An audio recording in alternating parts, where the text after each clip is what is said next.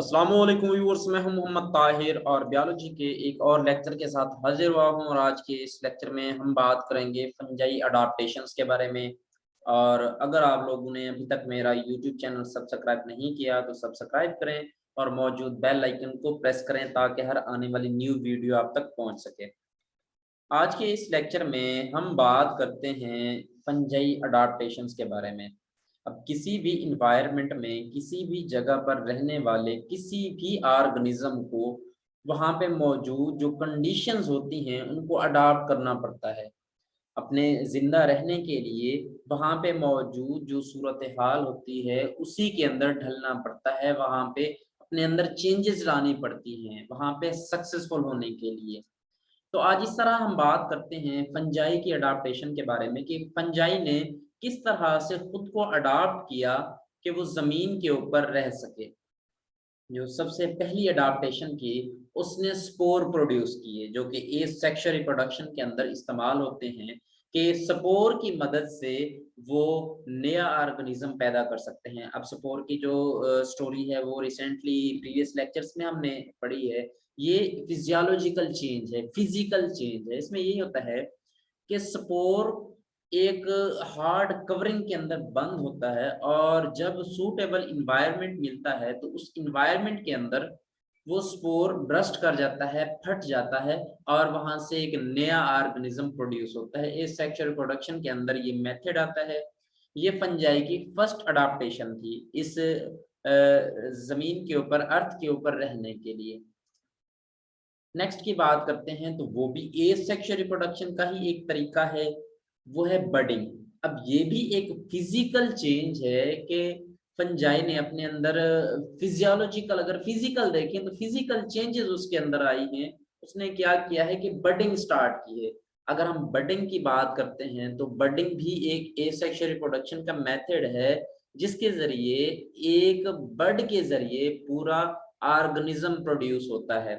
ये भी फंजाई के अंदर ये जो करैक्टर है ये मौजूद है।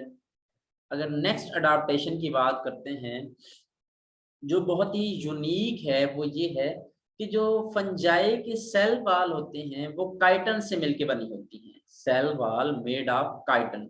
अब इस का काम क्या होता है, सपोर्ट एंड प्रोटेक्शन।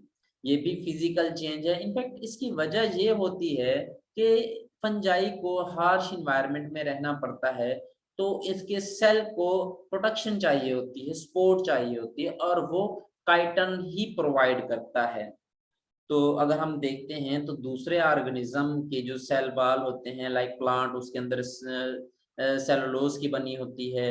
बैक्टीरिया के अंदर देखें तो पेप्टाइडोग्लाइकन की बनी होती है। जबकि ये जो काइटन होती है इसके अंदर स्पेसिफिक एक अडाप्टेशन है कि इसकी जो सेल वॉल होती है वो काइटन से मिलके बनी होती है।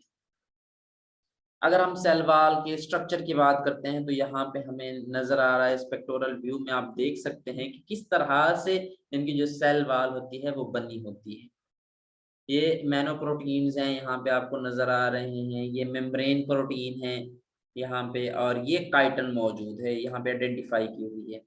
और ये ग्लूका ग्लूकेन्स हैं, ये वाले जो यहाँ पे आपको वर्टिकल नजर आ रहे हैं। और ये सेल मेम्ब्रेन का स्ट्रक्चर है।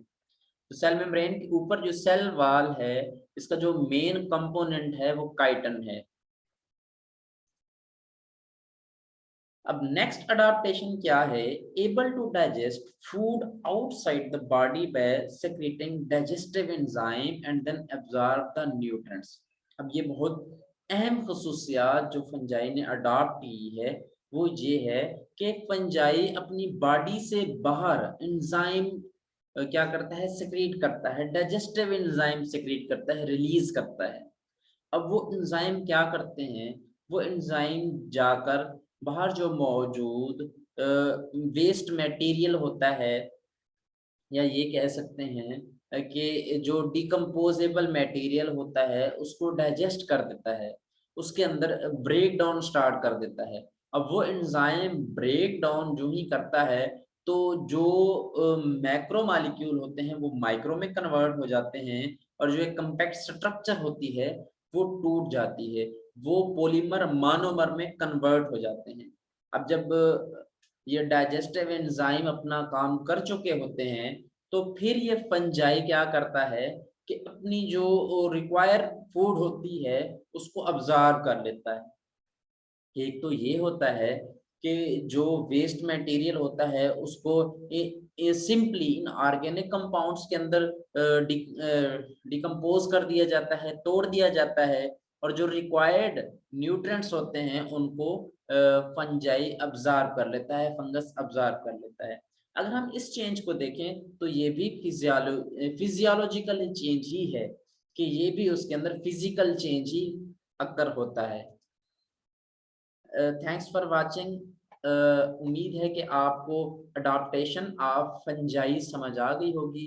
ये चंद पॉइंट थे जिनको हमने डिस्कस किया।